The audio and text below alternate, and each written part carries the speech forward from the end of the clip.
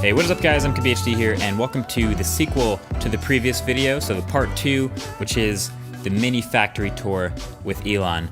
I want to preface it just with the intro by saying, first of all, it is really difficult to shoot good video in that factory. As you'll both see and hear, it's extremely loud and extremely busy. So this is more of just like a walking around and having fun and checking things out. It's actually probably just like 15 or 20% of the actual Model S and X factory process. It's not the whole thing.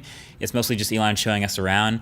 And in fact, I didn't even really say much during this interview. It was more just like I was kind of like a kid in the Matrix, just kind of absorbing everything. And then it also kind of cuts abruptly at the end when Elon basically gets pulled into his next meeting, but I still thought it was a ton of fun and worth sharing. And also, I should mention this entire video shoot, this production would not be possible without my buddy John from the TLD channel and his crew who helped with audio, who were the muscle with the Steadicam. He has an entire behind the scenes video of this process on his channel. I'll link that right below. So if you want to check that out after watching this in part 1, feel free.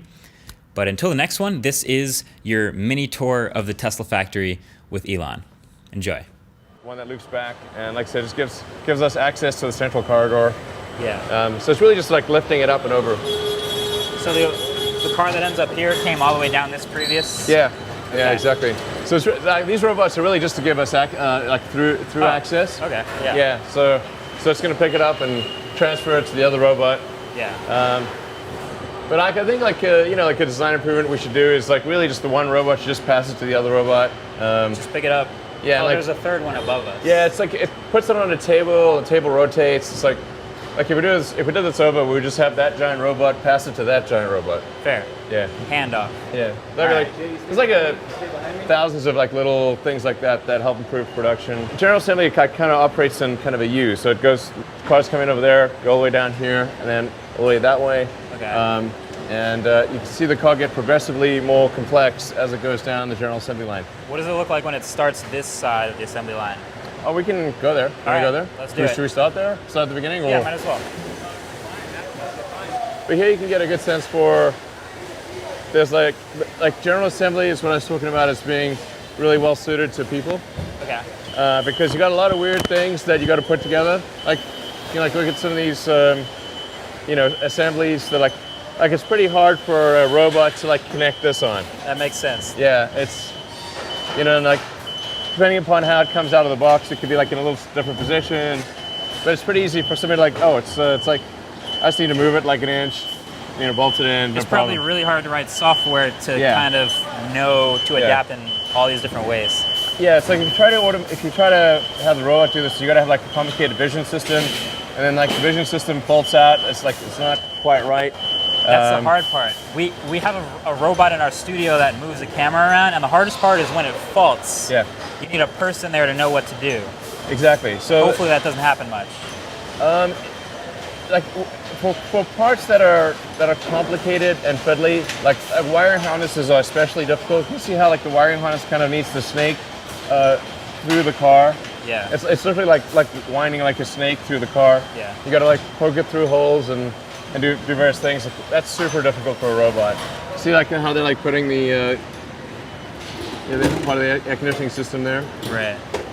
So you use like a little bit of mechanical assistance with the winch and whatnot, but then it's pretty straightforward for the guys to just like get that in there, and then like if they see there's an issue with the part, then like they say, oh, this part's got a problem.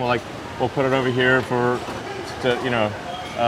get fixed. Like this is like assembly line's like moving slowly. Yeah. So like moves along, and then if it gives people like time to get things done, like you can like stand on this and.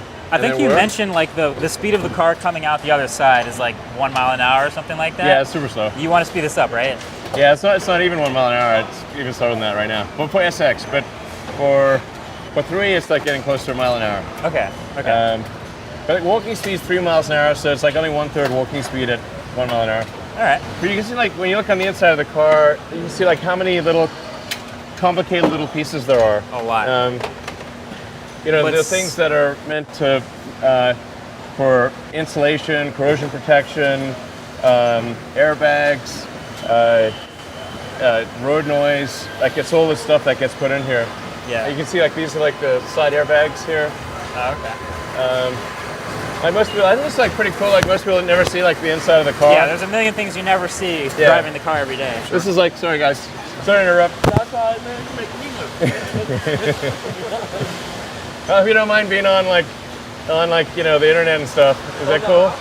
All right. YouTube's cool. I actually don't interrupt your work, but you know, it's like you see like how like there's like a lot of tricky pieces, and like if for a person like this is like doable, Straightforward. Yeah, you know, it takes a bit of training, get up to speed, but like once you like basically like a pro human can do this super well, and it's like hard for the robots to do that. But when we go to the body welding, I'll show you like what's a robot good at. And you'll see like there's tons of robots, like tons of people here, tons of robots there. But there's so much complexity and variation here. You gotta like thread those wires when it comes through. Especially like, here with this door. So like this is a car with like less stuff in it, and then it goes. It's we'll see the beginning of it. Right. And then it goes all the way around, gets more and more stuff added. And does it end at the end? Well, general assembly ends probably somewhere down there. Yeah. Okay. So. But it's interesting to see the car get progressively more complex as we add more parts to it. You know, this place used to employ like about 5,000 people, and now we got 10,000 people just in this location. Yeah. So what we do is we have like tons of shuttles and like we encourage ride sharing. Yeah. We got the Bay Area Rapid Transit station finally like went up. So just like trying to get people here is not easy. It's a big challenge. Yeah. What is this? Oh, this is actually, like, this is one of my favorite dumb robots. Okay. Yeah. I'm a fan right now. It's pretty cool. So, like, there's a lot of fancy robots that, like, but they have, like, lots of issues and they break down all the time. But these little guys are super great. But, like, they follow this magnetic stripe. Uh-huh. See, basically, it's, like, super easy to program. You don't even need to be a programmer. Because you just, like, lay down the mag stripe. And it'll follow it. Yeah, it just follows the mag stripe, and then it's got proximity sensors in the front. So if it sees an obstacle or sees like something in the way, it just stops. And then as soon as something moves out of the way, it just keeps going. You know, just like does this like little thing all day long, like a little train. Like you were talking about robots faulting out, and one of the, it's like that's like where, like actually doing things manually can actually be more efficient, because if you have like a lot of complicated robots, particularly if you have a 24/7 operation like we have with Model 3, then if a robot faults out, you got to have 24/7 like advanced robot technicians. Makes sense. And then if the robot like accidentally crashes and like breaks a fixture, then it's like, man, okay, now we've got the line down. It's you like have to red alert, and then I get pulled on my cell phone at 2 in the morning, and it's not a lot like of trying fun. to fly a part in from Germany. It's like we literally had that 2 days ago. Do you have to, when you get new robots, do you build the robots or do you order them in and program them?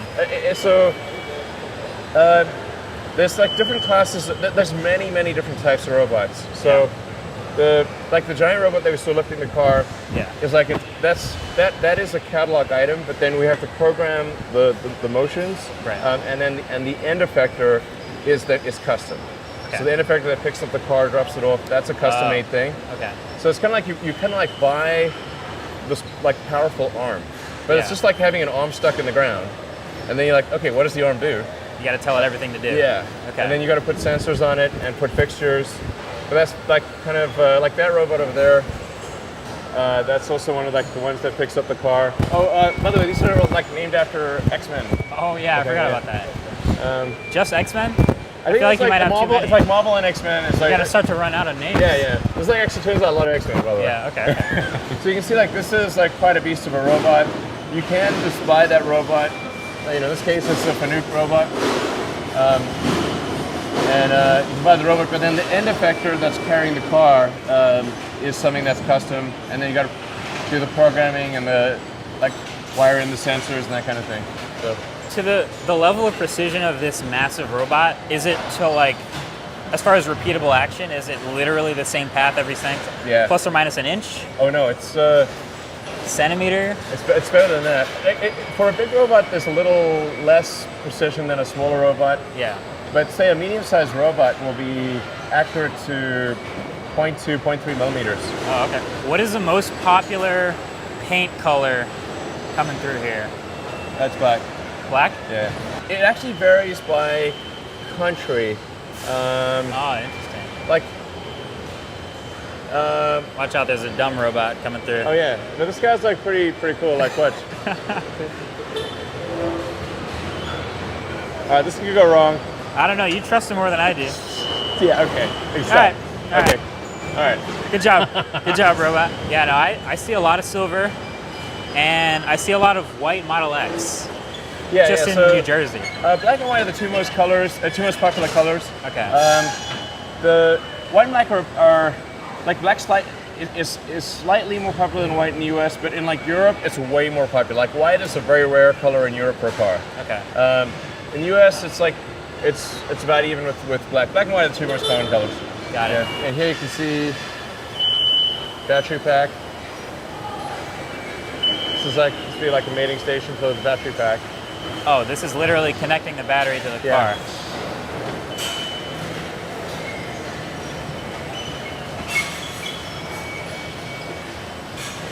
Here you can see it's like a combination of manual and automatic. So It's like they're lining it up. It's like, yeah, exactly. It's done primarily by the robot system, by the automated system, but then you've got a person just making sure that the fine tuning is there.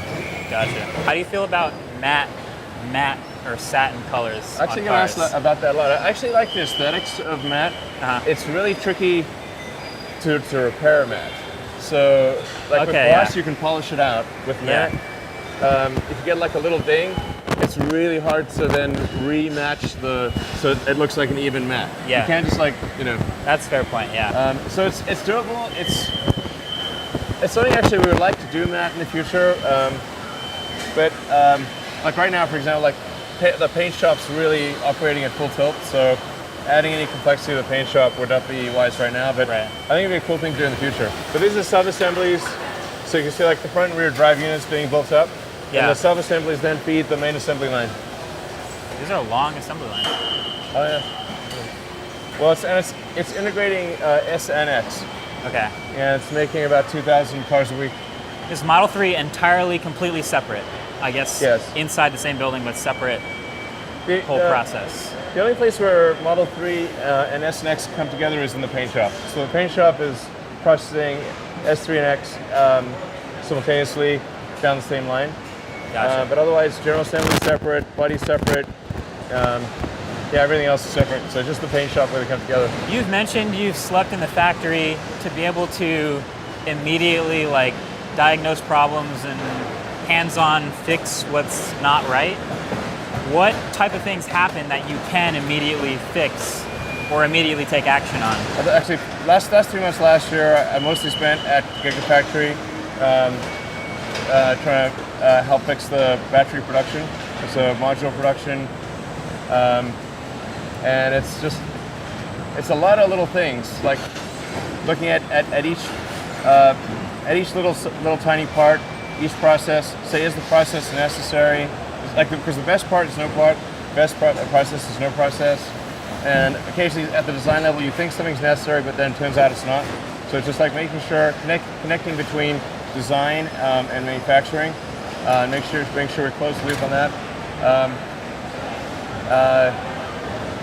Just saying like, hey, is this? Let's say it's a lot of real simple stuff, but it's like times 1,000. Yeah. So if we have like a automated bolt driver going in, like what's the RPM and torque settings for the bolt driver? Can we make that go faster? Usually can. Unnecessary movements. Like for example, I actually don't really like the fact that we lift the cars over and back. Ideally, that would be a robot handoff, getting rid of a middle stage. Yeah, exactly. Because the middle stage, what the robot is like putting it on a turntable, and then the turntable is rotating, and the other robot's picking it up. It's actually, the problem is like sometimes the turntable breaks down. Oh. And so it's like, okay, let's eliminate the turntable and just have robot go to robot. And then you don't have like turntable breakage to consider. So it's a lot of minimizing things that can go wrong and maximizing the efficiency of the simple things that go right. It's like design necessity of every part of it and every process. Yeah. The speed at which, especially the robots are going. Are there Are there is there any unnecessary movement in the production line that isn't value added? Like we're not actually doing something. Yeah. Like replacing elements of the production system that are not Not needed or redundant. Yeah, exactly.